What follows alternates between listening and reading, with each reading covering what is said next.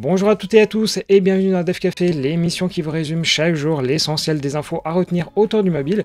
J'espère en tout cas que vous avez passé un excellent week-end et si toutefois vous l'avez pas vu, eh bien j'ai publié 2 vidéos, notamment une qui présente un outil pour améliorer le simulateur iOS et d'ailleurs il y a un petit concours pour permettre de gagner une licence, du coup n'hésitez pas à y jeter un petit œil dessus si ça vous intéresse. Et pour le programme du jour, eh bien on va s'intéresser à une nouvelle version de React Native, à du Google Docs, du Chrome OS, du Swift, bref des sujets qui changent d'ailleurs un tout petit peu d'habitude, et je vous propose qu'on regarde ça tout de suite.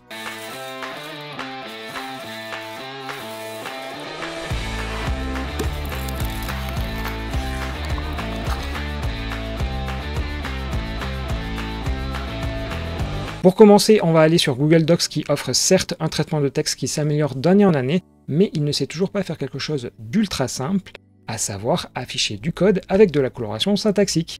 Mais selon un tweet que j'ai découvert au hasard, et oui d'ailleurs merci au nouvel algo intelligent de ce cher Twitter et de ce cher Elon Musk, eh bien il est possible de le faire avec du C++, du Java, du JS et du Python. Et du coup j'ai regardé de mon côté, mais il semblerait que soit c'est un test, soit c'est un déploiement progressif, car moi j'ai rien de mon côté.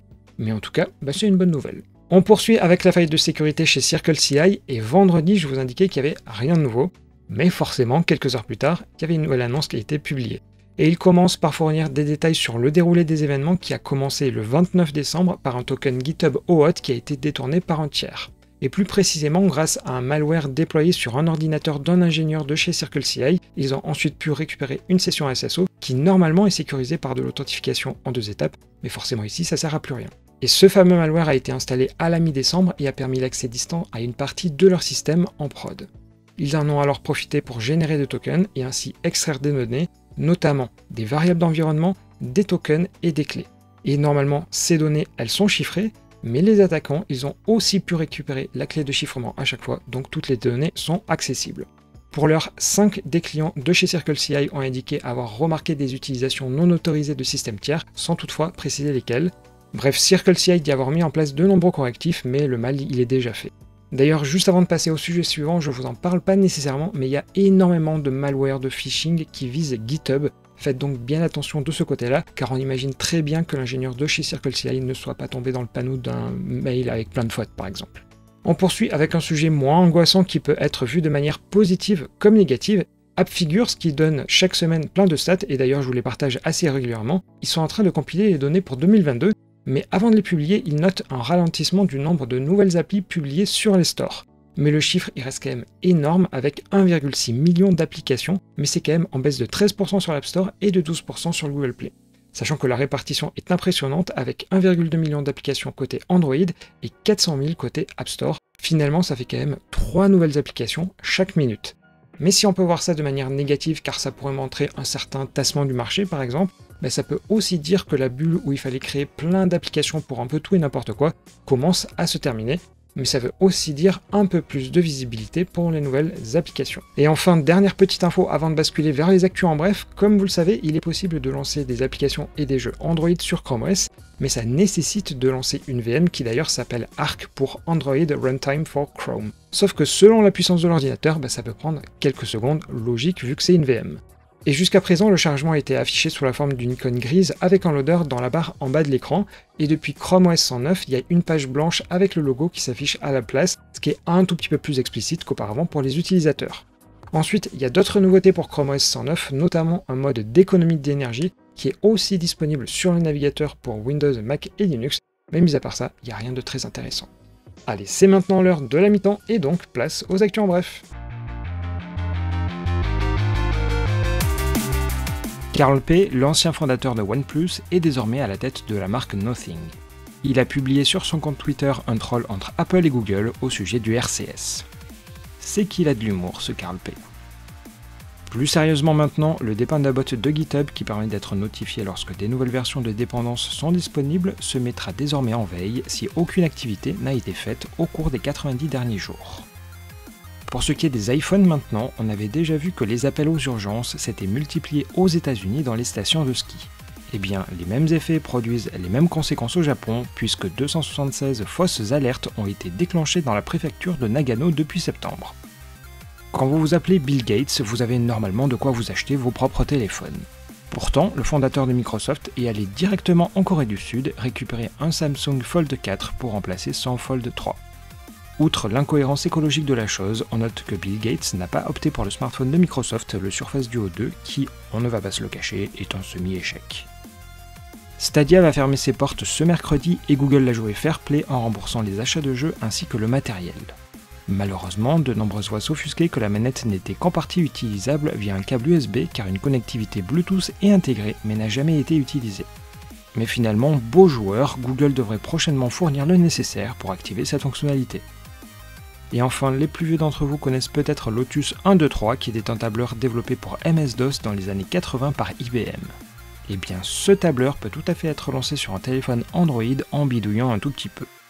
Pour les plus courageux, le mode d'emploi est en description.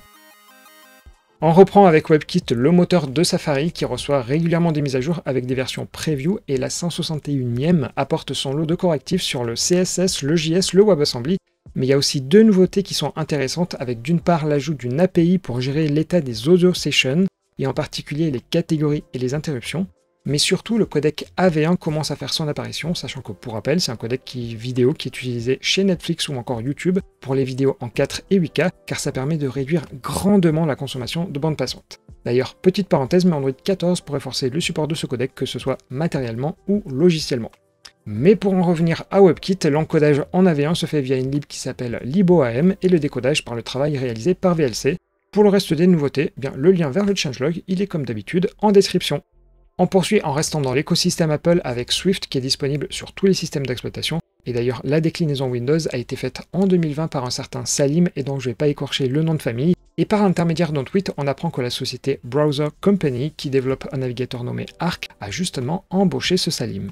Et l'idée de cette embauche est de soutenir le développement de la partie Windows de Swift, mais aussi de créer un framework UI qui serait compatible avec WinUI 3, qui est la nouvelle manière de concevoir des applications natives sur Windows. Implicitement, ça permettra aussi d'avoir le navigateur Arc sur Windows. Bref, c'est plutôt une bonne nouvelle pour le langage car on sent que c'est pas vraiment la priorité pour Apple de le déployer vers d'autres systèmes. Ensuite, j'avais commencé à vous en parler il y a quelques jours, mais ça y est, React Native est disponible en version stable 0.71 et pour rappel, les temps de build vont être considérablement réduits car jusqu'à présent, il fallait tout compiler sur chaque machine, donc tout React Native et aussi le moteur Hermes, mais désormais plus du tout besoin car ils fournissent déjà des binaires précompilés. Mais forcément, il n'y a pas que ça dans cette 0.71, puisque par défaut, lorsque vous allez créer un projet, il utilisera du TypeScript. Ensuite, si vous utilisez des flexbox, il y a des propriétés gap, row gap et column gap qui sont désormais disponibles pour indiquer l'espacement que vous voulez mettre entre les différents composants. Et dans la même veine, pour réduire les différences entre React Native Mobile et le web, les propriétés pour l'accessibilité, les styles et les événements s'inspirent désormais de ce qui se fait sur le web, avec par exemple un ARIA label pour l'accessibilité, un font weight pour les styles et un onPointerEnter pour les événements.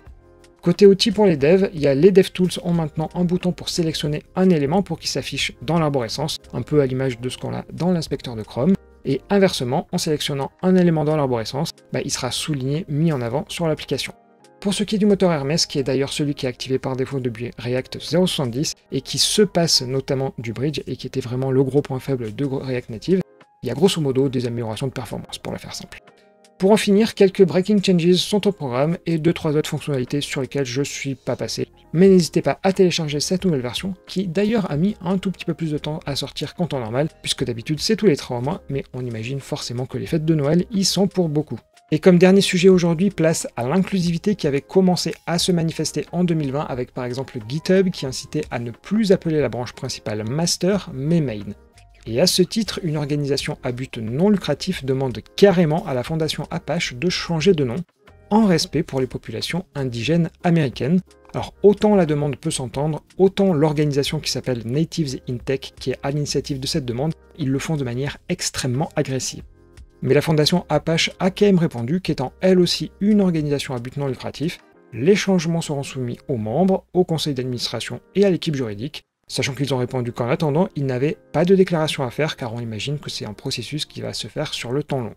Bref, il ne faudra peut-être plus parler de fondation Apache dans quelques mois ou années, mais honnêtement, l'agressivité du groupe demandeur est quand même assez déplacée je trouve, car il ne s'adresse pas ici à un géant type GAFAM.